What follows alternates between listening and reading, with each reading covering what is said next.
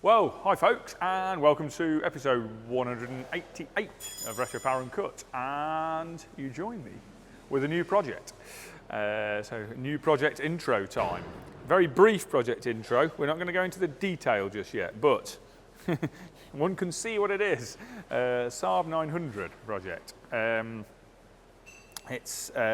You would be aware, if you watch our channel, of our love for slightly quirky, slightly oddball, not necessarily typical projects, hence the Allegros going on in the background. And this is another one straight out of that mould. It's going to be an interesting project to come along for the ride with us on this one. Needless to say, as it is in this workshop, it is not going to be standard. In fact, it'll be fairly far from standard, but that will all be revealed in the future episodes, so we're not going to go into the detail just yet. It's a car quite close to my heart, actually, randomly. I was sort of thinking back over time and how my experiences with these, and from quite an early age, I've had quite a lot of brushes with Saab 900s. I used to play in an orchestra. I used to be a cellist. I probably could still be a cellist, but I don't pick up the cello very often. But I used to play cello with a girl when I was at school, when I sort of started at about age 7 through till 18. And her dad had a couple of these. So I ended up getting quite a lot of lifts in these, going to orchestra and things, and going to cello practice and stuff like that. So I ended up going in a Saab 900 quite a bit then. And then I worked on a farm over many years, and one of the two brothers I worked for on the farm had a Saab 900, which I also went in as a sort of teenager. And then more recently, a very good friend of mine has had a couple of these. Hopefully he'll be watching the video. He'll know when I explain his excursion in one of them. He had a couple of these, including a turbo, 16-valve turbo, which he managed to launch over a roundabout whilst having a spirited drive with a friend of his, and he actually bent the shell fairly badly on landing. So we do know they're a bit bendy at the top of the windscreen pillars. So if you're watching, you'll know who I'm talking about. So yeah, I've had a few brushes with these over the years, and they're one of those cars that sticks in your mind. Very well built in most areas. Probably classic peak Saab, really. Very Scandinavian in design. Very solidly built. A couple of little quirks that are less than ideal. The strange transmission layout, probably not brilliant by the later evolutions of the car. The transmission wasn't ideally suited to the power level going through it on a turbo 16-valve 900. It was absolutely on the ragged edge of its ability to cope with the power, so that was one of their limiting factors. But the actual engine itself, bomb-proof, despite its sort of Triumph humble origins. The engines in these originally were based on a Triumph unit. Obviously very far from that by the time they got through to this stage. The basis had long gone. But considering the original dimensional basis was Triumph, they were actually a very accomplished unit, and the 16-valve unit, which then obviously went on to the transverse layout of Saab 900 later on, it was a very strong unit. You can extract large amounts of power from those. So yeah, very good. But yeah, we'll reveal more about this project in the coming weeks. But rest assured, it won't be dull. Moving on from that, we're going to pause with Stu's work on the Interceptor. So his first sort of half of the week, well, first part of the week job was the front upper wishbone refabrication. And I think I mentioned last time about the threads, and we were looking at various things. And we were going to bend some tubes and yada. We haven't done any of that because Stu did a little bit of thinking and actually came up with the proposal that we just widen the upper ball joint plate. Because it was only 8mm in each direction that it needed to be widened, it would still be more than strong enough, and we upped the material thickness from, I've got a mental lapse now on I think it was 5/32 thick originally. And we've upped that to, no, it may have been slightly more than that. It might have been 3/16 of an inch thick. I can't remember, I'm waffling now. I can't actually remember what thickness the plate was, but around the 5mm mark. We've upped that to 6mm thick plate now. So we've gained we've put a bit more strength back in where we've widened that plate. And then Stu's done a lovely job of modifying those wishbones. We CNC cut the plates on the plasma, cleaned them up, Stu's blasted them, and then made a little jig, split the wishbones, dismantled them, put them on the jig, put the plates in, tacked it all up, TIG welded it all, and then put a reinforcing section in, TIG welded all that in, and generally reassembled the wishbones and refabricated them, and they now fit with their threaded but importantly bushed adjusters. So he's got all that assembled. So the next job in terms of suspension is to reassemble it all, to put it on the ground when we've done the rest of the car and do some alignment and just check that we've got same sort of caster swing in both directions, and that everything's kind of right with all the suspension setup. We think it should be, actually. We're reasonably confident now that actually we don't think there's any fundamental gremlins in it, but we need to just check that and make sure. Further to that, we've done a few little bits of head scratching and pondering on various bits in the front of the car. So one of those has been the the oil filter arrangement. Stu was questioning at the beginning of the week about how we were going to go about doing the oil filter because there isn't room above the chassis rail for the filter in the standard position. And not to actually be able to refit it and take it off and refit it, which is obviously pretty important. With the heap of parts we got with the car from its previous workshop was a couple of oil filter adapters, but neither of them are any good. They don't put the filter in any sort of useful position. They also foul the chassis even more than it would in the standard position. And also there's a question mark over an oil cooler. Doing a little bit of research, Mopar say no need for a cooler, don't worry about cooler. If you don't want it, don't fit one. So we'll go with that. It seems to be the way that with the big US V8s, the only time they run a cooler is when towing in a very heavy vehicle, and even in the truck specification, I don't believe they generally have to run a cooler. So we're just going to go with the Mopar crate engine instruction that is, don't worry about cooler. And we're going to make our own, we're just going to draw up and make our own oil filter takeoff block that basically puts the oil filter at 90 degrees into the same position on the engine basically, but where it would have screwed up vertically, we'll make a billet aluminium block that bolts up where the oil filter would have been, that then turns the oil ways through 90 degrees and creates a surface for the oil filter to spin up onto that is 90 degrees. It puts the oil filter in just the right sort of place for changing the oil. Nicely out of the way, doesn't pour it all over anything that's going to be, you don't want to be pouring oil all over. So it's the right place to put it really, strangely enough, where the original engine design put the filter, but we just need to make it 90 degrees. So that's not too bad. It's a fairly straightforward piece of machining in the scheme of things. So that's a neat solution to that problem. We've also looked at how to get air in and out of the HVAC system and the engine.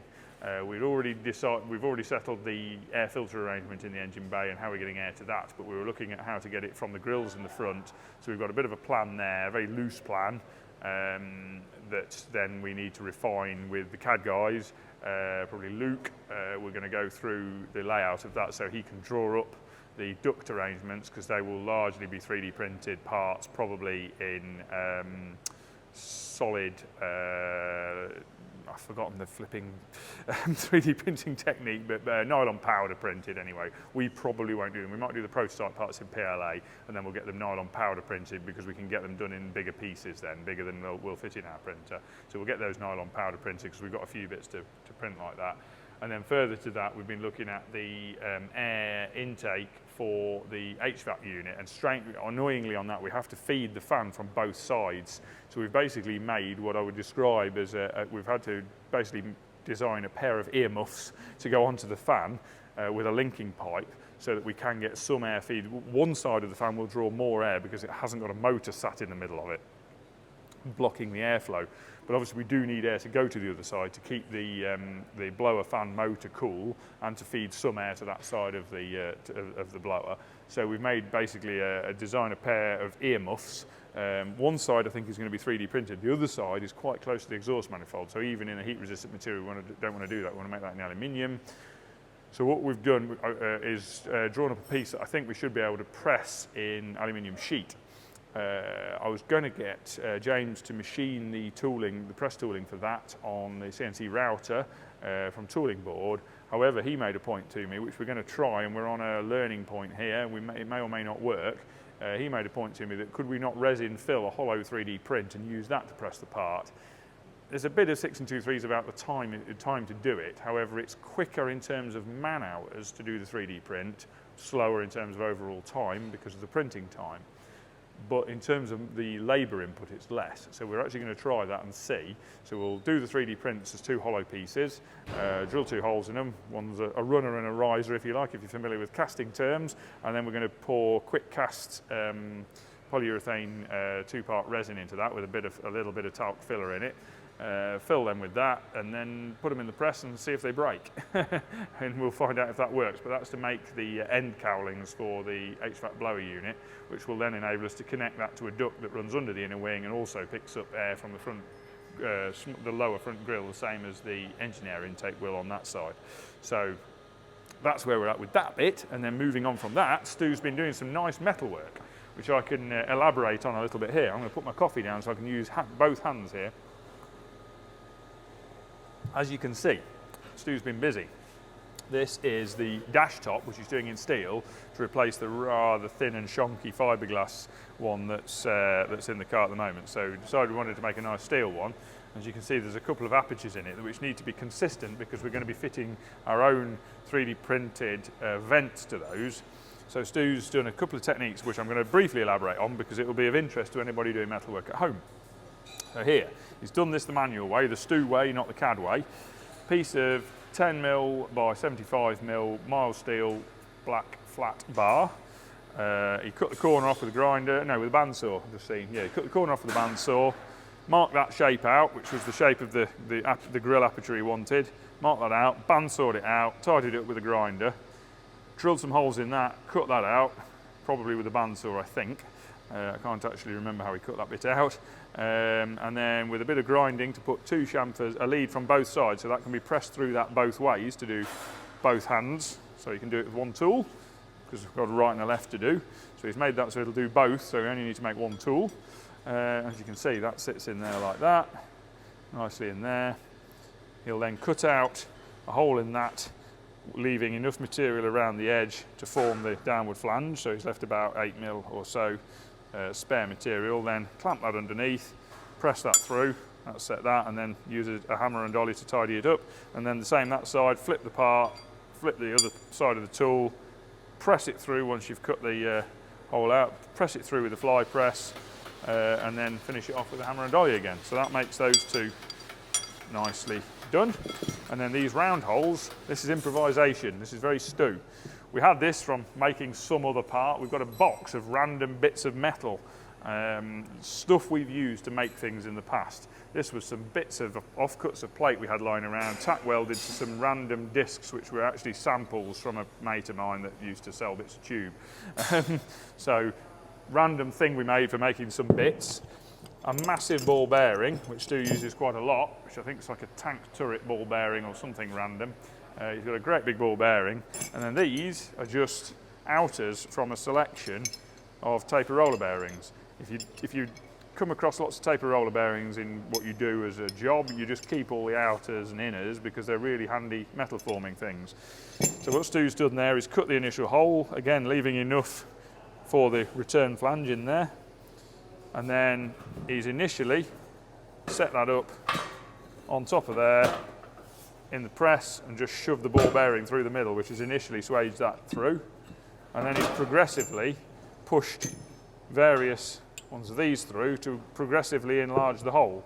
And I think he then used that, oops, sorry, I'm bashing the camera now. I think he's then used this bearing to support that, put that in under there, actually that way up, put that under there, so that was the support underneath, and then he's pushed these bearing rings through, again with the press, to expand that hole out until he's got to the point where he can then finish it off with a hammer and dolly, put a weld on the joint where it's, there was a split there I think, where he's gone in on each of those, so he's just welded that up. Again, the splits on the corners, there's a couple of points where it's split, so he's just welded those up, clean them up with a grinder. And then this was obviously made in 2 halves, it's a very big piece to do in one, done in 2 halves, both slightly over length, so you can get the length exactly right, overlap them, shuffle them till the length's exactly right and everything's symmetrical and everything's where you want it. Once you've shuffled that and you know exactly where it is, scribe it, cut it with tin snips, put it together, TIG weld it, finish the TIG weld, and there you go. Dash top done. Stew style. Spot on. And then coming around here, another little metalwork explanation, because I'm going to point around here, but this, I don't know if Jamie's going to have enough room to get in actually, I probably will. This bit of repair work going on here, it was much the same technique used down here. This flange had completely rotted, so the vertical section, we're a bit short of footage on this because Jamie was not here yesterday. He was actually fetching his Celica. He was fetching his Celica back from a bit of rectification work, and he's a very happy man now because he's now back in his Celica. So yeah, he's a happy chap. So we didn't get the footage of this bit, but it's not really important because the same technique and the same important thing applies to that bit. So, but here, Tom has replaced this upper part of the rear valance and the rear part of the boot floor. He's made two sections there, one 90-degree section, one straight section. He's actually welded that in the corner, welded that on the back, got them straight and then spot welded them together and made a new rear flange on there. What I'm going to do, Jamie's going to stay that side and I'm going to come around here and point. Same technique used here. Now, I've seen questions about this on our channel before. I've talked about welding in repair panels and butt welding them and using a TIG torch, tack them all up, planish all the tacks up, stretch them all back so you get your gap right, continuous weld the whole joint, and then planish it all with hammer and dolly afterwards. And then I can see people saying, well, why the hell are you doing it this way? Because you're MIG welding it, you're not planishing it, you're not doing it in one. That's the complete reverse of what you've told us to do. Well, this is one of those situations where you don't do the TIG weld type repair and you don't do it the way I was explaining to do it. Here, this panel blocks the access, the underside boot panel has this flange here and this return here going down is all part of this inner panel. And then the quarter panel comes over, down and in and has an overlap joint inside this gutter here, which is why it had rotted. It had rotted in the overlap. To do that repair, you can't planish those welds because it's a double thickness. If you do, you'll stretch the panel underneath as well and misshape the aperture. Misshape the aperture more in the reverse direction to where the weld's trying to misshape it. This weld here, when you weld that, is going to shrink. And because there's already a curve in that panel that way, when that shrinks, that's going to try and pull that curve more and over-curve this side. And that's the danger of doing this repair. However, and there is not a lot you can do about that because you can't stretch those welds back because there's another skin underneath it. Now, what you could do is cut the top off this inner panel so that you can get at it to planish it. However, that would be a bit extreme considering there's nothing wrong with this inner panel, there's no damage to it at all. So what you do is what is kind of a bit of a bodge, but it works really well. And that is you MIG weld it, and you MIG weld it in short sections. And you hear a lot of people talking about doing this as for general welding technique when doing repair panels on cars. It isn't a general repair technique, and in many cases it's not a good technique to use. In this case, it's definitely the best technique to use because the MIG torch applies less heat to a long section than the TIG torch would. So whilst you're applying an excess of material and each point will have quite a lot of shrinkage, because you allow the material to freeze in place after you do each of those, the overall shrinkage would be less than it would be if you tried to weld all that out in one go. Now, if you were TIG welding that, that wouldn't be a problem because you'd planish it back and it would all come back to exactly where it started. But because we can't planish it, we need to use a welding technique which, in crude terms, basically freezes the material as well as possible. And the MIG's very good for that. You can just keep putting tacks in there and keep putting small welds and small welds and small welds, row of small welds, clean it all up, put some more small welds, clean it up, more small welds, clean it up. Keep doing that and keep freezing the panel in place and trying to minimise the shrinkage to start with, and then you don't have to try and stretch the panel back. And that's what Tom's doing here, is he's trying to use a technique that will minimise the amount of shrinkage going in to start with, knowing full well that he can't do much about it afterwards. So that's the reason for using that technique there. It isn't as accurate, it isn't as nice, and it's not the way you'd ideally do a repair, but it's by far the best way of getting round the problem of not being able to panel beat the weld seam after you've done the weld. So that's why we're MIG welding it, that's why we're not planishing the welds, that's why it's being done the way it's being done. and we're pretty confident there won't be a problem. It's something that we've done a lot before. So that's what's going on there. What I didn't say at the beginning of it all, this is the XJC project. I should have actually mentioned what this was, but I'm sure most of our viewers are the same viewers that watched last week. So yes, this is the XJC Project Portofino, as it's called here. And yeah, Tom's doing the rear end repairs around the boot, so they're the gutters. He's got the same repair to do this side. There's more or less the same rot that side as this side, so it'll be much the same job both sides. Take out the upper layer, which is the return on the end of the quarter panel, take that out, trim it back, clear the rust out, put some weld through primer in there, and then make a new edge, and then MIG weld that in place. And then once that's done, then spot weld that seam back to the underneath, and that'll all be good. As I say, he's already done the bottom section, so that's all coming together quite nicely.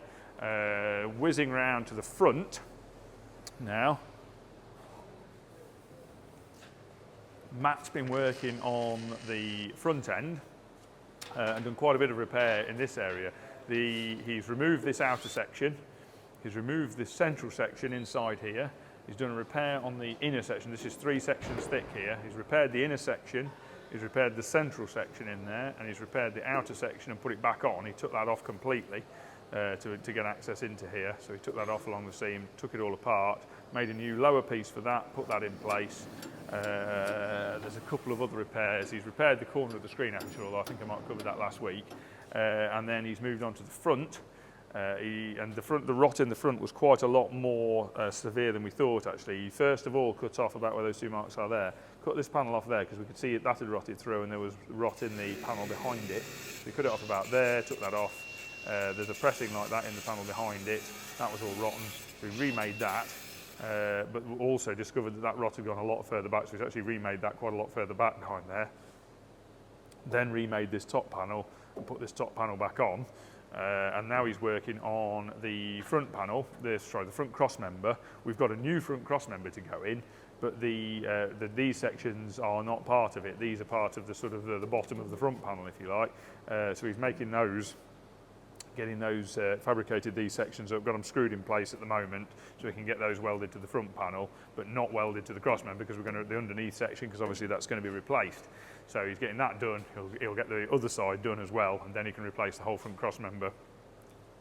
It was quite rusty in there, so it's a fair bit to do. And then the inner wing on the other side needs broadly similar treatment to that had. Basically, we're going to go round. He's going round between Matt and Tom at the moment. It's a bit of toing and throwing on jobs, but basically going around doing all the peripheral parts, all the small rot repairs first, and then we're going to come into looking at the floors, sill structures, and that side of things. To that end, I think I mentioned last week about the sills. Did I mention about the sills not being very good? Yes. To that end, we have some more sills. I'll go and grab one. Stay there, Jamie. I will go and grab a sill. So we now have some genuine Jaguar. Interestingly, these are production date of 5th of July 2023. So they're obviously still making them, or were last year. So this is a full sill for a 4-door long wheelbase Series 3 XJ saloon. We will shorten it by the requisite amount, which I can't remember what that distance is, but this needs to be shortened because this is not a long wheelbase. The coupe is used with the short wheelbase, so we need to shorten it, and we've got to find the point where it needs to be shortened to fit best within the curve of the sill because it's not straight. And then we will make a new pressing or fabricate a new piece to replace the top rear part of the sill where it sits inside the quarter, because there's a water drain in there to catch the water that comes in around the rear quarter window seals, the moving quarter window seals, because I remember they're drop glass on these obviously, and that catches that water and then runs it through a pipe through the sill and out of the bottom. So we're going to have to remake that part. Now actually the parts on this car are in pretty good condition, so we may be able to reuse that part out of these sills, but it may be more pain than it's worth trying to extract them. We're going to see on that. If it's more pain than it's worth to extract them, we'll make a press tool to match that part while it's still attached to the car in the right shape. We'll make a press tool to match it, then we'll press those sections up and let them into the top of these sills before we fit the sills. So we've got a plan there. These look much better. These have not been mauled by an angry bear, so that's a good start. They're roughly the right shape to start with. Put that back down there. That's pretty much where you can see some of the, actually you can see a couple of the parts that were that original chassis section on the Jag to start with, and you can sort of see the state they were in. See what the blaster had done here, opening up these holes, and then you can see what it will look like on the back. Matt used this as a template to make his little press tool to press that section into the new replacement piece. And then again, you can see what looks like good metal is not so good on the back. So that's where we're at with that. So that's pretty much what's happening there. On to E-Type even. Bobby is just about picking back up on the E-Type. He just started to get his head back round the door hinges, but there's a little bit of involvement now he needed to have with the centre console in the Allegro, because Luke had been working on some of the trim parts on this, and Bobby needed to just have a look at the mountings for a couple of trim parts. So he's just finishing those off now before he then gets onto E-Type in earnest. So we'll wait till next week before we go into any of that. But yeah, next week it'll be Bobby will be back on E-Type parts and some engineering, which will be some quite interesting little bits of engineering going on that. Then moving on from that, we're on to properly onto Allegro.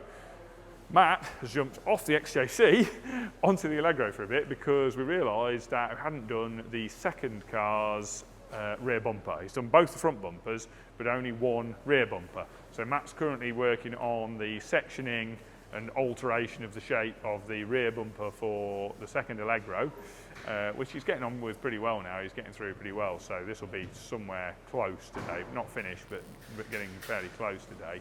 So that's good. That's all good progress. And also on the Allegro, Bobby has obviously lots of things have changed. It's here, it's no longer on a jig.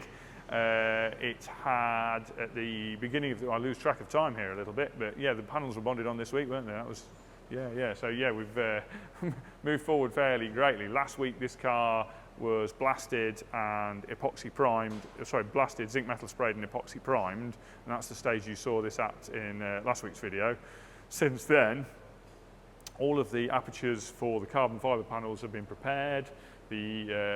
Bobby and Tom have got the quarter panels bonded on, the door skins bonded on, the front wings fitted up the bonnet and boot, got all the gaps set, happy with all of that. Then taking it off, once the adhesive had cured, taking the car off the jig, put it on the lift, and then Bobby's got the bulk of the car built up now. I don't think he's got the engine at the moment, but he's got all the suspension fitted. He's been fitted the lights. He's now fitting up the various interior parts to check the fit of those. I can see the dashes in. I haven't actually been in touch with what's exactly going on this today. I can see the door latches are on and the door strikers are on. So Bobby's basically doing the final mock-up build, the final dry build, if you like, of this car before it goes into the body shop. So yeah, real serious progress. This is pretty much at the point of final handover to the body shop guys. On the subject of the body shop guys, I will gesticulate in that direction and say it's probably time to hand over to Mark and let him take you through what the guys in the body shop have been up to. All right, welcome to this week in the body shop. The Allegro, and it is a wide body, I don't care what anybody says out there. But yeah, so we got it into polyester this week. Got it in there, smashed it with Gaz, mixing it up while he was banging it on. I think, what was it, Gaz, 3 coats? 3 or 4 coats. Straight back out, then we guy coated it all over. Hit it with 120 first. Sanding that. Make sure everywhere like there's no guy coat left for low spots. Had to sort a little few bits out again with a bit of filler where it was just a bit ripply. And then guy coat again. Back at it 180. So yeah, we smashed that off. Now we're just going around all the fine detail bits. And now we're like, as you can see Gaz around here, we're trying to just dial it in along the swage lines because we put a bit of build on it, you'll lose it a bit. So yeah, we're yellow taping it. We're blocked down now to the yellow tape. Swap the yellow tape back onto the top. Do the same underneath so it's nice and crisp. For a lot of you have seen the Dodge Charger, we did it down all the way down that. It was like a bloody coach, but it looks so straight after. Just gives you that nice straight crisp line. Then we'll just round it off a bit with soft pad just so it ain't too sharp. So yeah, busy this week. Hopefully get the other Allegro in side by side next week. This one should be steaming towards epoxy next week. and then we'll get it back onto the rotisserie, underneath, clean bits up, sealer work. Then it'd probably be heading towards Raptor. Inside then we'll prep, direct it. And yeah, then steam full ahead to paint. And then do the same to the other one. So that's it this week in the body shop. See you next time. Thank you very much, Mark. And that pretty much wraps up what's going on in this side of the workshop. I'm going to not do any questions this week because I'm going to hand over to Cal now in the assembly shop, and I'm going to let him go through some questions as well because I know he said he would last week. So I'll let Cal cover a few questions for you, and we'll see you in a week's time. Thank you very much, Nat. And I'm going to start next to an item which I'm relieved is finally here because it has dragged on a little bit getting the second engine for Project Kuma. But yes, finally we have the second BDG, fresh from Sherwood. Nearly forgot his name then. So yeah, Gibbo has been frantically going through the process of getting everything on it that we need on it. Got the manifold on, dressed it up with some of the ancillaries, got it on the cross member. We've got the adapter plate that adapts it to the MX-5 gearbox. There's like a dirt shield plate that we designed that sits in behind, sandwiched in here as well. So yeah, I think it's going to be countdown to getting the gearbox onto this and getting it in the car, which may happen next week, I reckon. We're certainly in a position to fire on pretty quick with it because we've just been waiting for it. So going through that and looking forward to seeing that one progress. We'll have a bit of a mosey over this way. Camaro, I'll tell you what, on this one, I'm going to straight away hold my hands up. And this is, yeah, I mean, honesty is always the best policy anyway, but it is one of the things we have of covering everything we do in detail in video every week. We can't really hide mistakes. And I have to hold my hands up and say, I did a bit of a napkin sketch for the door card design in this. And then when I saw it taking shape, I was like, I don't know, I think it'll be okay. And then the customer messaged me after when he saw some of the stitching going on and was like, are you sure they're going to look okay? So we sort of held fire, did one door card, and collectively both were like, nah, that doesn't look right. And I got to hold my hands up. It was my bad call. I kind of thought, oh, we'll do this sweeping line that kind of mimics the sweeping lines of the cars. But what I didn't really take into account is that Alcantara over big flat areas, it just doesn't look right. It didn't. There wasn't enough detail in it. It kind of just looked amateurish. So not a massive waste. It was probably a day of Richard's time, but pulled the brakes on that and admitted defeat. Started again and went through the whole door card design process again, being a bit more closely communicating with the guy we're building the car for.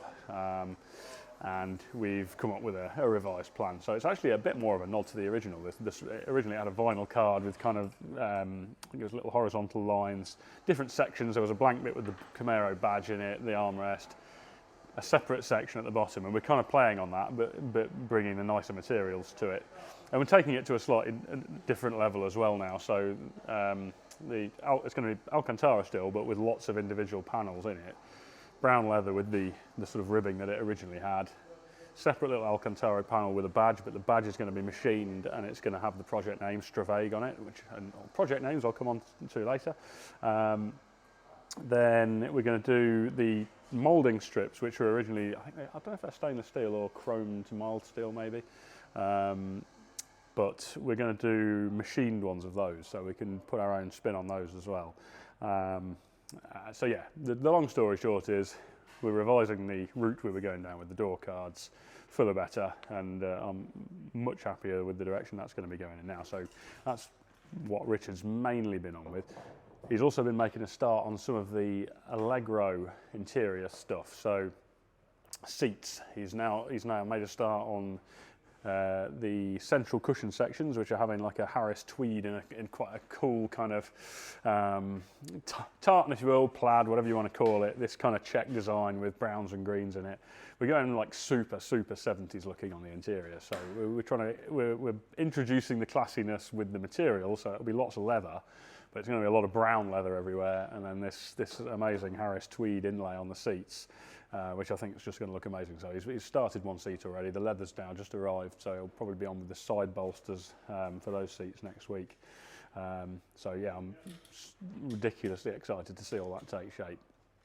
And then Luke's been finalising some of the other interior parts modelling, so we've finished now our final models for the door cards, plasma cut some mild steel templates of those so we could hold them up in the shell, check that all the holes lined up for holes that were already there. There were a couple of holes we needed to add for those, so we've used them as templates to do that. Just made sure everything looks right before we go ahead and cut the final cards for that. Parcel shelf likewise, we've cut a mild steel template just to check the pattern, check the fit, add the holes in for mounting that down on the shell. And then we've just been reviewing some of the billet parts. So we showed that little section of the armrest last week. He's now done a little billet representation of the part of the interior door handle that you pull the door shut with. It integrates the surround around the little release handle, and we just wanted to check how that sat behind the handle, that you could thread it over the handle so the order of assembly worked okay.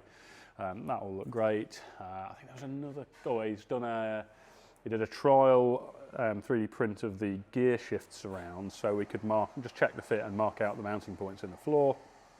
He's done the rear handbrake surround / rear section of the centre console. I think that's actually the final part now that's been 3D printed. So those parts are going to be 3D prints in a carbon reinforced material as the final part, which will then be leathered. Whoa, got a right old distraction with Bobby and Luke over there then. I won't be able to keep my train of thought now. Anybody who does this kind of video stuff will know this weird feeling you get where you're in the flow of it and then it only takes one thing to like distract you away. And then your brain's completely out of the zone and you struggle to get back into it again. Anyway, console, handbrake surround, that's all done. So yeah, I've been reviewing all the dash structure as well. So the lower part of the dash is going to be, I think it's 3 quite large 3D printed sections with some billet parts that go with them as well. So we were just doing another review of that. That's the other thing I was thinking 3D print wise. We did a little profile section of the dash, the end of the dash, the lower dash. So we could offer that up and just double check how that mates up with the A-pillar, that the bracketry for that's going to work. We're trying to just be as sure as we can be, basically, that once we get all these massive 3D printed bits and machine parts, everything's going to fit together and actually fit in the car correctly. And I'm sure there'll be some trauma to come there, but hopefully not too bad. So that's that. Project 1, we'll just have a little mosey further along here. You saw some footage last week that I was out testing in this, which went really well. We had a slight, the exhaust was vibrating on the body slightly, and slightly on the body and then slightly on the transmission cross member. Basically everything had just shifted and settled in during all the mileage on the rolling road. So we've done a bit of an adjustment on the exhaust, nothing major, just one of the brackets and just a bit of adjustment of the joints. And that's given us some clearance on that. The other thing I needed to resolve really before we went out again is the brake pad rattle. Had this a lot. AP calipers are absolutely astonishingly good, and the more cars we build, the more I realise that really if you want top-notch brakes, they're pretty much the only way to go. But one thing we have had is because they're generally motorsport use calipers, we often get pad rattle issues in them because the pad just basically sits in, there's no kind of spring mechanism or anything in there. It sits against, I think they call it an abutment pad, one at the top and bottom of the pad, which is stainless steel. And that's basically what the pad bears against when the rotational force of braking pulls it down or up, or whichever way it is, to stop the pad actually eating away at the aluminium of the caliper. But because there's tolerances involved with making pads, and one manufacturer tends to be slightly different to the next, AP have to sort of err on the side of caution so the pads aren't too tight, which then means because there's no spring mechanism, they can click up and down, they can move up and down within their housing. And you often find when you're running particularly grooved discs that every groove of the disc just pulls the pad up to the top of its play and then it drops back down again, and you just get this constant chung chung chung chung chung chung chung chung chung. Now, I remember years back, the first time we ever encountered this was probably 10 years ago now. AP did some little kind of heat-resistant rubber pads you could put in there to shim the abutment slightly closer to the pads, but they tended to fall apart and come out. So to be honest, the best way we've found, because you don't want to shim them dead tight against the pads because then the expansion from heat will make the pads go tight. Best way we found is just the abutment pads on the bottom half of the caliper. This is with a trailing mount caliper, so as the pad is being lifted as you apply the brakes. on the opposite side to the side that's taking the force under braking, if you just bend the abutment pads slightly, so they're just acting as a slight spring, and they hold against the bottom of the caliper. They hold it to the correct side of its play. So that should have eliminated that. I'll find out when we go out for the next drive in that. And then we've just been on with AC gas. So I'm actually midway through it. I've just paused to try and get this video out of the way, but we're just in the process of gassing the aircon. Not something you often say about a Mark 1 Escort, but these are running electric aircon compressors. They've got a 3-speed compressor. The strategy for that is controlled by the PDM, so we can ramp up and down the compressor speed based on various things. Obviously, the requirement for it to be cold being high, meaning we go faster, but if that's introducing too much current draw and we want to pull the compressor back to make sure that the electrical demands are coped with, we can do that. So yeah, I'm literally just in the process of gassing that now, and unusually, I think this might be the first time we've used one of these compressors. I'm actually able to gas the AC without the engine running, which is a bit of a luxury. And in theory, you can run the aircon without the engine running, but of course it does have a massive power drain, so you wouldn't be able to run it for very long, but it's something we could potentially do. So yeah, we're going to be just out for additional test drives. Richard's just on with the sun visors for this as well. We've got the last little bits. Need to put the interior mirror in it, sun visors. At some point we'll need to swap the main set of wheels. We've kind of got testing wheels and tyres on it at the minute, but we'll get the final set of wheels back together with the final tyres. But yeah, I reckon we're, fingers crossed, a week, 2 weeks away from handover on that. So yeah, all looking good on that. And I'll tell you what I was going to do. I knew I'd nearly forget, but I'm going to answer some questions, because they were asked. I requested questions last week, and they were forthcoming. So, if I open this, this one just made me chuckle. So, it was chilled Maccas. Question 1: what is the team's favourite biscuit? Well, I would say chocolate hobnob. And then question 2: if a chocolate hobnob isn't the top 5, who hurt you? Well, it's the number 1, so we're all good. Who was it who asked about project? So Black Belt 2000 said, how do you come up with the project names for each car you work on? For example, Project Churchill, Utah, etc. That's a mixture. I mean, it was a few years ago now we decided it would be nice to start introducing a name for the projects, and I tend to ask the customer right at the start, is there anything meaningful? And so it's such a mixture. Sometimes it's a clever sort of play on something to do with the car. Sometimes it's just something that means something to the customer. So as examples, Project Utah is because in the, I guess it would have been the 60s or late 50s, Jag actually did a prototype. Well, essentially, it was the prototype for the Mark 1 Jag, which then became the Mark 2, which was called Project Utah. That's where that one came from. Churchill was just chosen by the customer. Stravag, which is the Camaro, is a Scottish term. The client for the Camaro is Scottish. He chose that one. Project 1 was, we've just asked, what do you want to call it? And I think the first thing that came to the customer's mind was, well, it's a Mark 1, should we just call it Project 1? Made sense to me. This is Project San Juan, which is the customer's got a holiday home in Ibiza, in the town of that name, so that's where this will eventually be destined to go, so that was the reason for that. The Interceptor, Project Rooster, that car is actually, the guy's owned that car an awfully long time, and he used it before it was disassembled to become a project.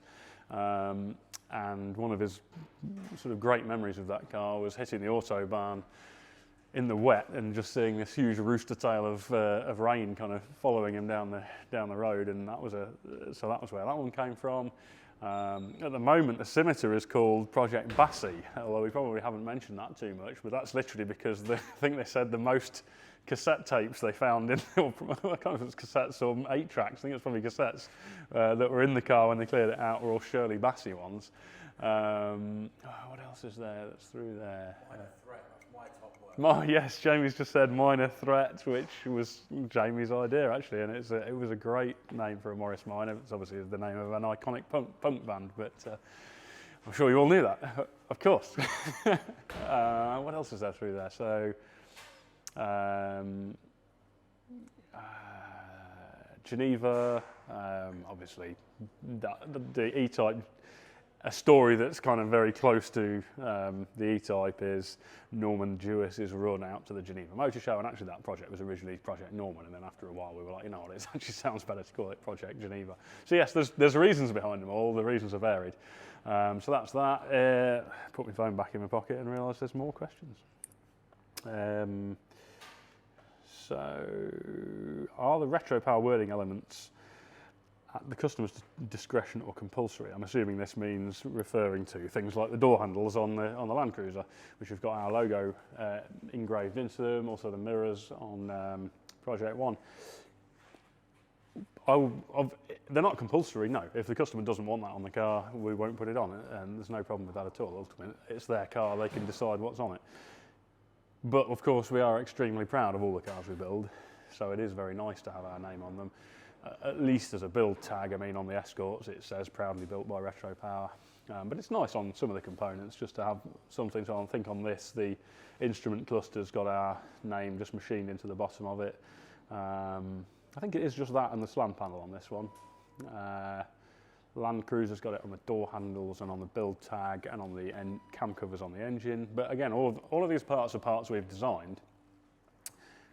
One thing I will sort of move on to on that is I think sometimes people think that we've designed the parts so we can put our logo on, and that's not the case at all.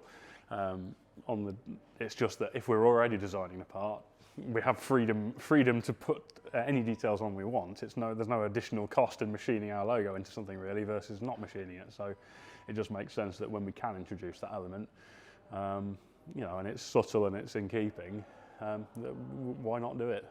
You know, as I say, we're very proud of the cam covers on this, for instance. So you know, why not put our name on them? But yeah, if the customer doesn't want us to, then we'll respect that, of course. And the final question, in fact, I probably should have mentioned. Did I say who that was from? Don't think I did. That was from Taz R6, and then last one, 01 Fozzie S. A couple of questions. One, Cal, will we see more of your Celica in the future? Don't know. I think there was another question about it as well. Would I ever consider modifying it, or would I do a build with it? Probably not, I have to say. I've always been really torn on that Celica. It's a car I bought with my wife because we love the look of it. And it's a very low mileage example. I would say must be one of the most original examples in the country, if not the most original. It's only done 30-something thousand miles. And this would be very odd for me to say, but it almost seems a shame to modify it.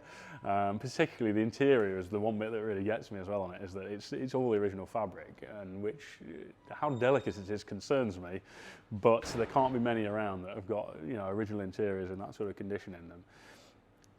I'd love to modify it from the driving experience point of view because it isn't amazing to drive. I'd love to put maybe a Beams engine in it, maybe convert the front to rack and pinion steering, stiffen it up a little bit. It is on lowered springs already, but it's a little bit soft, so that's not the ideal combination.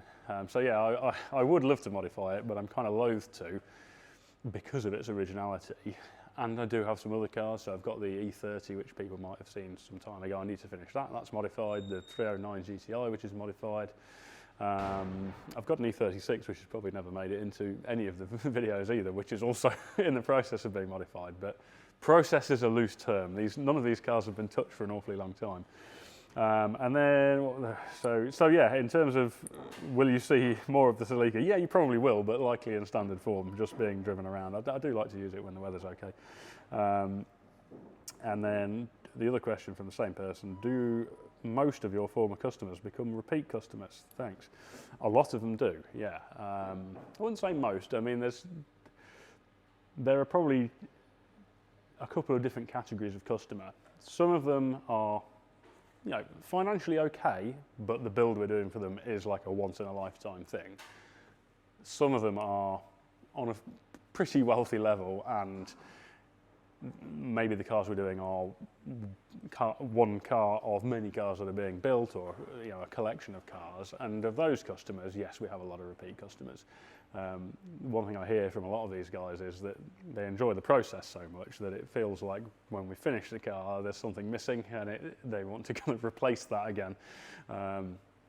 So just looking around me, the Escort, obviously that's a repeat customer because the other Escort is being built, and also the Allegros for the same two people. The E-Type over there, client's got 2 builds in progress with us. The Merc next to it, that's one of 3. What else? There's been a few. I think, but then the Camaro, one off, and I suspect there won't be another build for the same client. I hope there is. We have a great relationship, but I suspect this is more of a once in a lifetime awesome dream build. I'm just trying to think about others. But yes, in short answer to your question is, yes, we have a lot of repeat customers. And we feel very lucky to be in that position, really, because it's nice to have those ongoing relationships. And over the years, we've had customers where we've had a kind of one build done tentatively, and then when they've sort of experienced the process, it opens up and it's more like, yeah, just do it how you want to do it. Just build this cool and do it however you want to do it, which is just an amazing position to be in, where people trust you to that extent with their car builds. So yeah, we're very lucky. And on that note, we'll see you next week. Have a great end of your Sunday.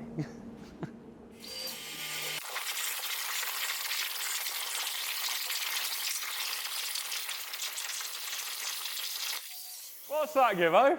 What? Not a hobnob. What's your favourite one then? Custard creams? Very 90s. James? Chocolate hobnobs are top tier Vicky. I think so. I thought everyone would say like chocolate hobnobs, but... Tonic's caramel wafers. What were John's favourite? That's a good shout. What were John's? Family circle bar. Family circle bar. I probably like Ponzi biscuits. I'll tell you what I do like, and they are Ponzi biscuits. Those are they Choco Liebners or something? They're like a rectangular biscuit with like a solid block of chocolate on the top. They straddle the barrier between actual chocolate bars. Yes, yeah. Basically, if you can push it to being a full chocolate bar, like a chunky Kit Kat, anything that's got a massive amount of chocolate on it, that's where I'm at. Gold bars. Gold bars. That's a blast from the past. They're top tier as well. Right. So, we aim to be sponsored by Jacobs. Yes. No, in fact, McVitie's, if you're watching this, if you want to be a sponsor, please get in touch. Biscuit sponsorship at retropower.co.uk.